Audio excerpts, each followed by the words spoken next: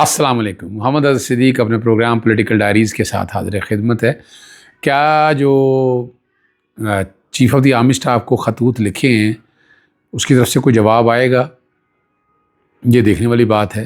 लेकिन chief justice ने इस बात का इजहार कर दिया। प्रेस कॉन्फ्रेंस कहें या मीडिया टॉक कहें, जिस तरह भी कहें, जस्टिस याह्या अफरीदी ने इस बात का इकरार किया कि उन्होंने वो दरख्वास्त देखी है, USB और बहुत सी चीज़ें साथ लगी हैं।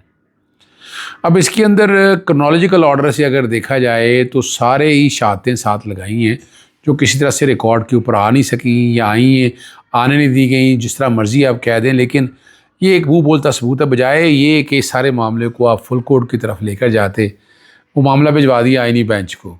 अब वो आइनी बेंच जो है, वो आइनी बेंच ही है, वो हुकूमती बेंच कहलाता है अमूमन। आम तौर पर तो हम जब देखते आए हैं या सुनते आए हैं कि वो उनकी मर्ज़ी है कि उस पर वो आर्टिकल 184(3) पे नोटिस लें या ना लें। पहले देखें कितना जुल्म और ज़्यादती है इंसानी हकूक़ और मफाद आमा के केसेस के हवाले से। आर्टिकल 199 का क्या हाल कर दिया है कि कोई भी आइनी बेंच किसी जगह बैठ नहीं रहा, और सुप्रीम कोर्ट में 184(3) को कर्टेल कर दिया है।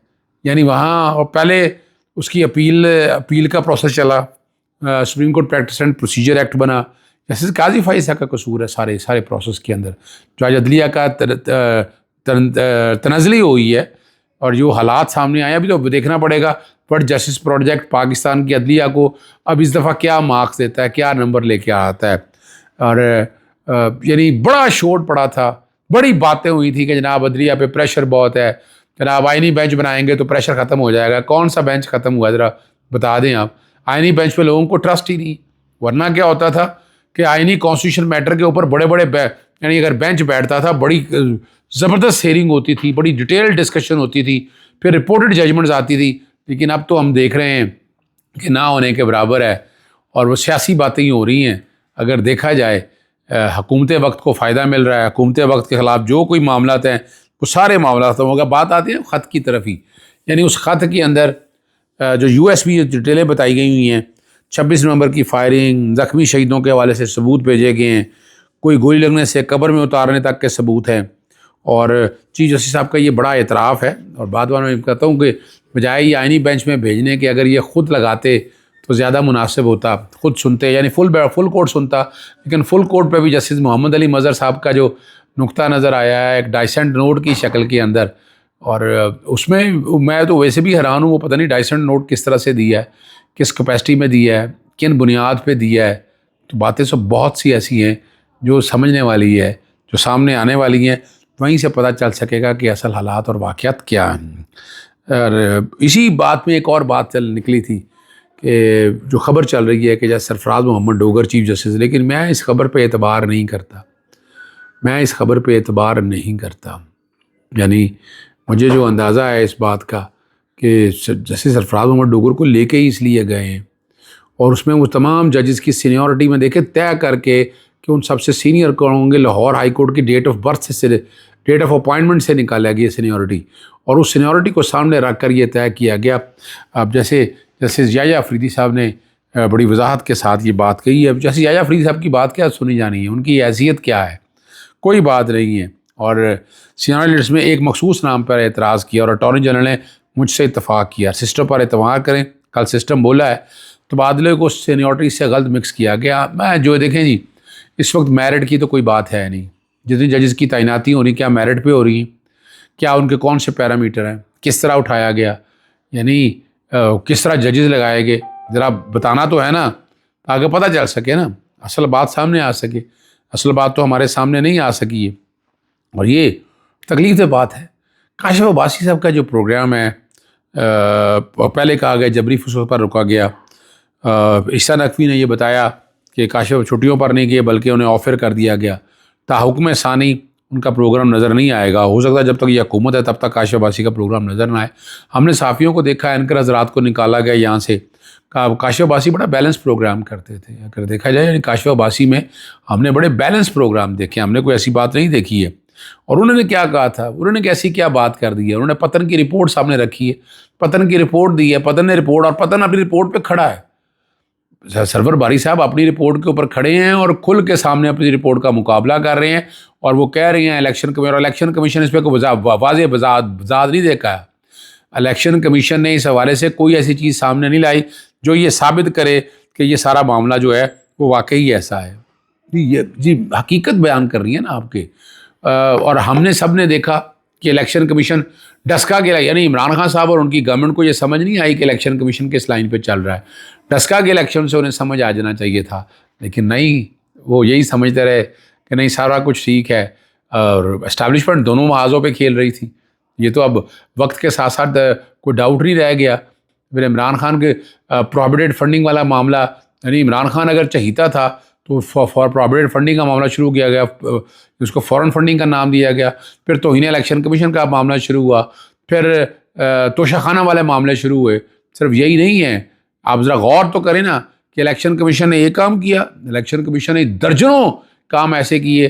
फिर जब इलेक्शन का आया, सिंबल ले लिया गया, नॉमिनेशन पेपर में पहले नॉमिनेशन पेपर के क्या हाल किया, फिर किस तरह से रिटायर्ड जजेस को लगाने के लिए इलेक्शन कमीशन ने इतने काम इस इलेक्शन को ख़राब करने के लिए किए।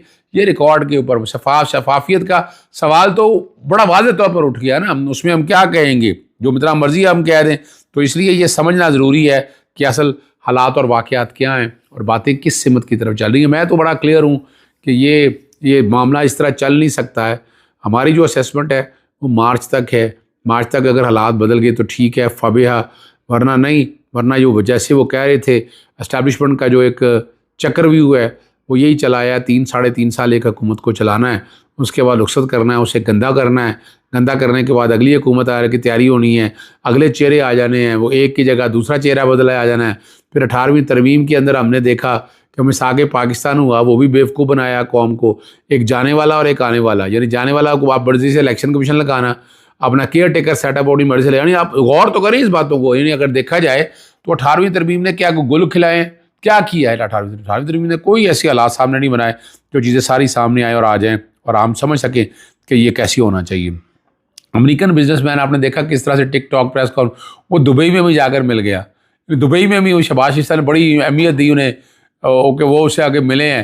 अब वो बिजनेसमैन क्या है उसके बारे में डोनाल्ड ट्रंप का बेटा बड़ी वजाहत के साथ कह चुका है। और आपको पता है चीफ जस्टिस साहब को भी असूली तौर पर तो ये एक बात कह रही है कि वो भी टिकटॉक वगैरह के हवाले से या शोब में भी जाना चाहिए। ऐसे अनकर पहले ही मौजूद है जिनको सदाकत अब्बासी साहब, शेख रशीद साहब और उस्मान डार साहब के इंटरव्यू का तजर्बा है। और मीडिया को रोज़ाना ऑफ कैमरा ब्रीफिंग से कुछ चीज़ें इस तरह आवाम तक नहीं पहुँचती जैसे चीफ साहब खुद टॉक शो में बैठकर आवाम तक पहुँचाएंगे। यानी एक तजवीज़ दी है और ये बात की है कि इसको इस तरह से लेकर जाया जाए और चीज़ें कुछ शायद इससे कोई बेहतरी की तरफ हो जाए। होनी या नहीं होनी वो एक अलहदा बात है, वो एक अलहदा मामला है। और हम क्या कह सकते हैं, हम तो सिर्फ बता ही सकते हैं। फेडरल पब्लिक सर्विस कमीशन जहाँ से पाकिस्तान को चलाने वाली ब्यूरोक्रेसी, ये इदारा मेरिट पे बातें होती थी और गुज़श्ता साल इसमें जो सरबराह आकर बैठा है, तारीख में पहली बार 224 के नताइज, इम्तहानी नताइज रोक लिए गए हैं। यानी इसका मतलब है स्क्रीनिंग हो रही है कि ऐसा ऑफिसर कोई ना आए, ऐसा कोई ना आए जो इमरान खान का चाहने वाला हो, इमरान खान के हवाले से हो। तो ये अब मामला जो है ना, जो पता नहीं वो खबर दुरुस्त है या सही है या गलत है, इस तरह की बातें हो रही हैं। और 225 के इम्तहानात के लिए पेपर इम्तहानी मराकज़ पर पहुंच चुके हैं। अब लग यही रहा है कि ये इदारा भी शायद कम्प्रोमाइज़ हो जाएगा और नए इम्तहानात रोकने की दरख्वास्त जो है ना वो मुस्तरद कर दी गई। यही कहा गया था कि 2024 की आ जाए। जस्टिस मोहसिन अख्तर गिलानी ने महफूज फैसला सुना दिया और CSS 2025 के इम्तहानात अपने मुकर्ररा वक्त पर ही होंगे। और उन्हें और ब्यूरोक्रेसी तो आपको पता है वो गुलाम चाहिए, ऐसी ब्यूरोक्रेसी होनी चाहिए जो ओपन और इंडिपेंडेंट ना हो। यानी क्या ये मुल्क अब इस तरह चलेगा? ये सोचने की बात है, ये तकलीफ़ दे बातें हैं, हमारे लिए तो बड़ी तकलीफ़ दे बात है। पता नहीं है वैसा होना है। और अब पता नहीं अब CSS के इम्तहान में अब लोग को उम्मीदें लगी हैं, बच्चे तो नहीं बाइकआउट करेंगे, ना ऐसी बात सामने आएगी।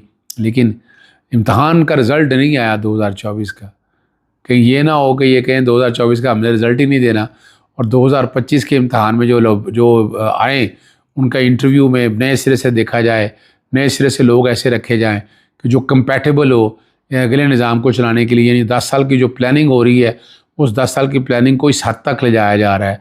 बज़ाहिर बज़ाहिर ही मैं कह सकता हूँ, बादी नज़र में ही कह सकता हूँ कि ये सारी चीज़ें शायद उस सिमत में जा रही हैं। सोचना अब आपने, फ़ैसला आपने करना है। हमारा तो काम है कोशिश करके अपनी राय दे देना।